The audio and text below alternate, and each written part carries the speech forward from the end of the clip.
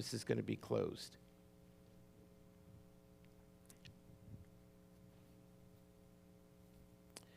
The year was 1985. It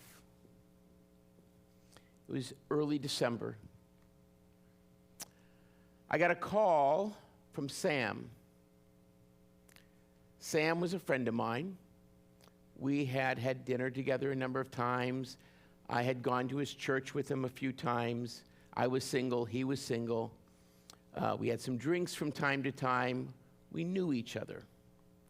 I also loved what Sam did, because Sam was the director of the American Red Cross emergency shelter in our small town. I was living at the time in Levittown, Pennsylvania. Your Landsman. And it was a small congregation that I had. We had probably maybe 250 families, suburban community outside of Philadelphia. And one day, Sam calls me up and says,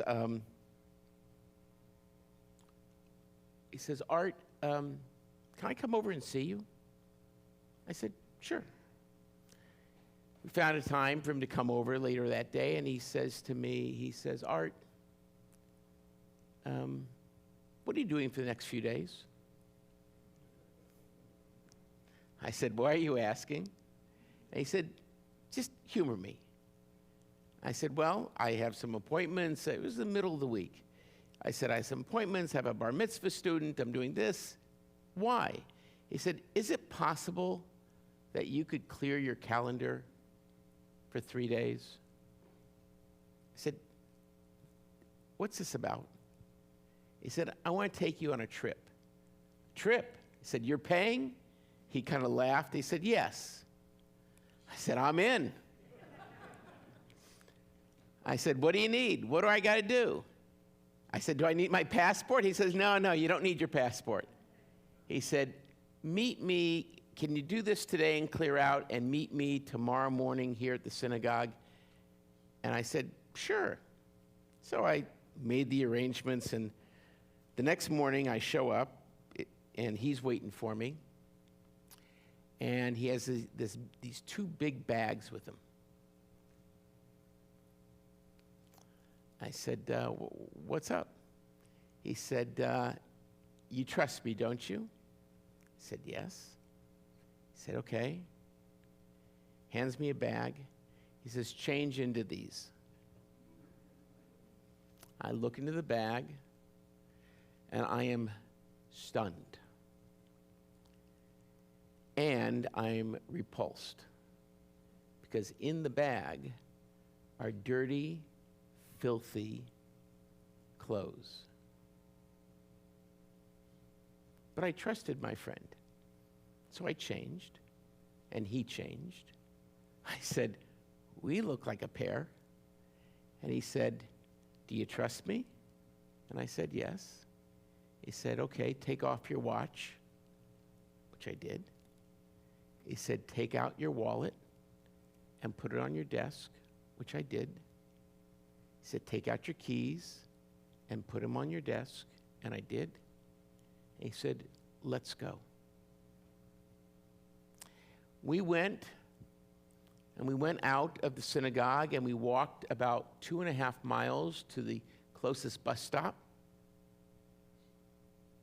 And we went to get on a bus to go downtown to Center City, Philadelphia, which at that time was not a great place to be. It was in 1985. And I realized I had no money for the bus.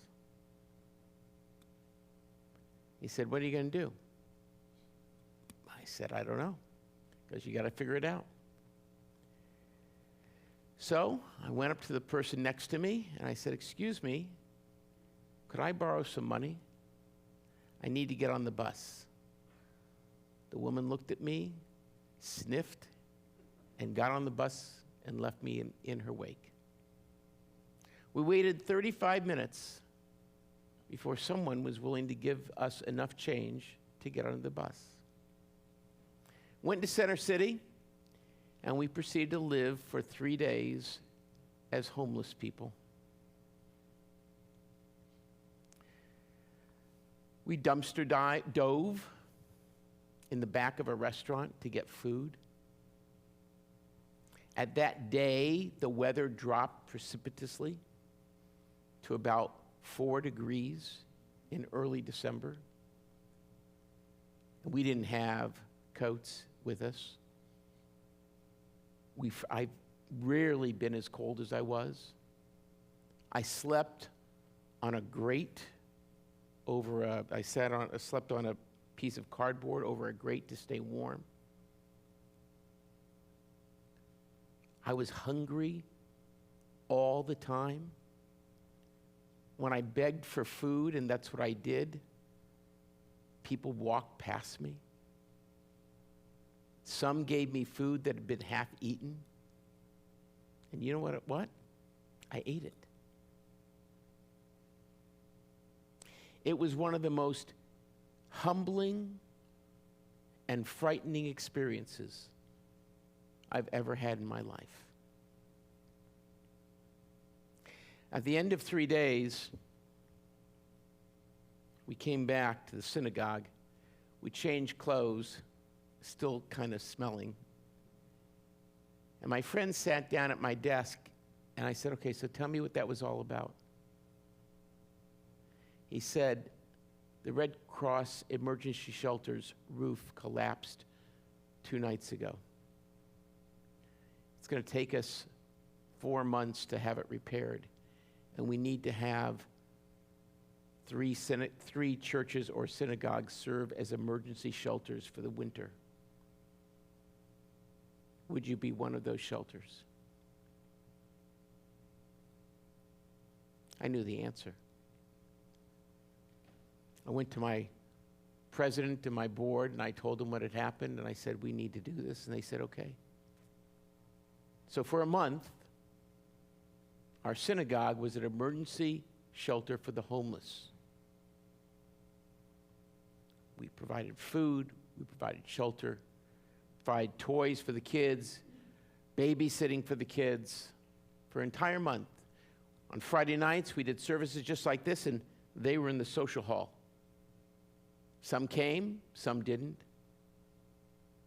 It was the most meaningful experience that synagogue had had in a long time. Now, why do I tell you this story? And for those of you who were here last week, you know the story I told about being in Ethiopia and the hungry child I met there.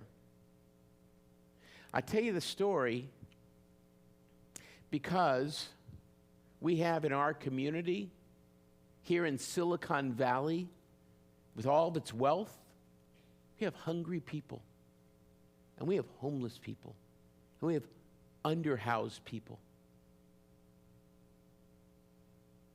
2 days ago, I was on, I think it's El Camino, and there are those, is it El Camino? I don't know. There are all these RVs parked there, and I happened to be at a shop nearby, and I parked my car, and on the way back, there was this woman getting out of an RV, and I don't know what possessed me. I went up to her, and I said, excuse me, ma'am, may I talk to you for a few moments?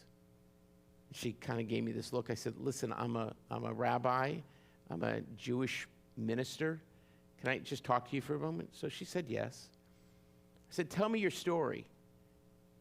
She told me her story. She graduated high school just before COVID happened and had been trying to get a job, and then both of her parents and her grandparents all died during COVID.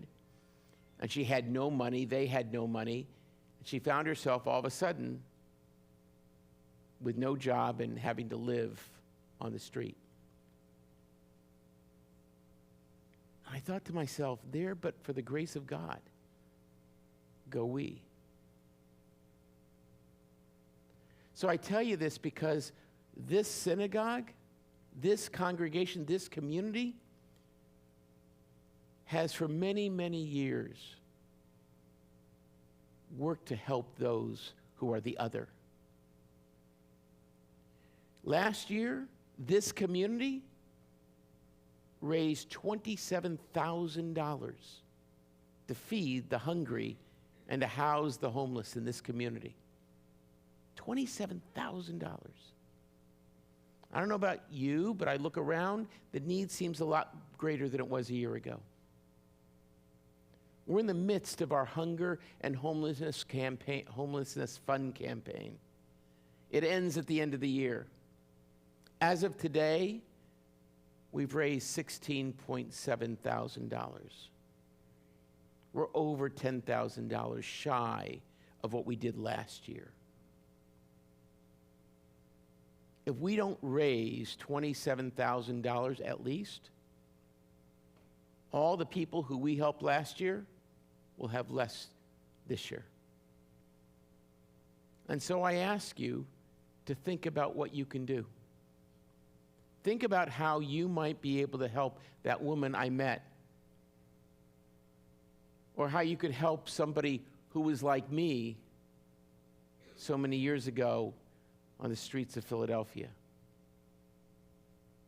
There are lots of ways to give. You can, if you're a member, you can go to your account and make a donation that way.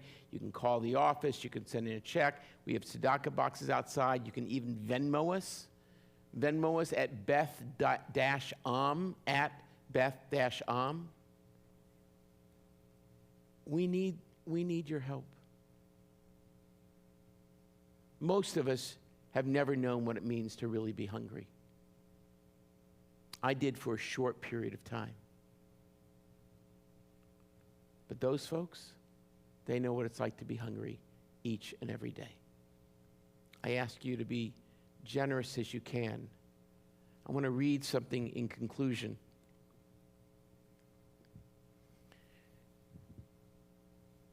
We sang a wonderful prayer, Hashkivenu. I want to read the words to you. Give us a place to rest, Adonai. Bring us into shelter in the soft, long evening shadows of your truth. For with you are true protection and safety, and in your presence are acceptance and gentle love. Watch over us as we go forth. Prepare for us as we return. Spread over us your shelter of peace, over all we love, over our Jerusalem and yours. Friends,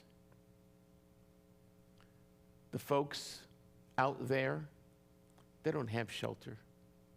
They don't have security. We are their shelter.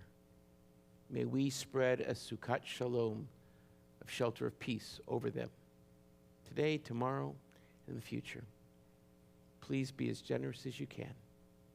Shabbat Shalom.